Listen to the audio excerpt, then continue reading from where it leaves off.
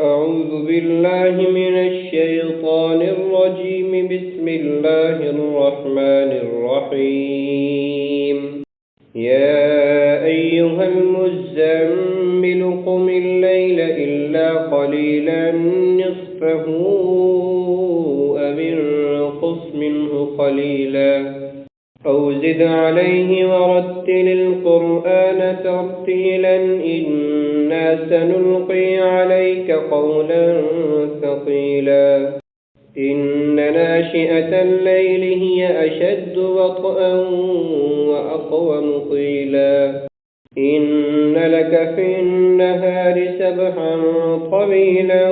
واذكر اسم ربك وتبتل إليه تبتيلا رب المشرق والمغرب لا إله إلا هو فاتخذه وكيلا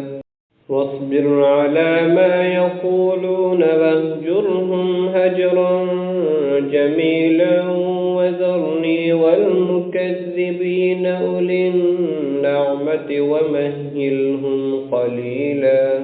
إن لدينا أنكالا وجحيما وطعاما ذا غصة وعذابا أليما يوم ترجف الأرض والجبال وكانت الجبال كثيبا مهيلا إنا أرسلنا إليكم رسولا شاهدا عليكم كما أرسلنا إلى فرعون رسولا فعصى فرعون الرسول فأخذناه أخذا وبيلا فكيف تتقون إن كفرتم يوما يجعل الولدان شيبا السماء منفطر به كان وعده مفعولا إن هذه تذكرة فمن شاء اتخذ إلى ربه سبيلا إن ربك يعلم أنك تقوم أدنى من ثلثي الليل ونصفه وثلثه وطائفة من الذين معك والله يقدر الليل والنهار علم أن لن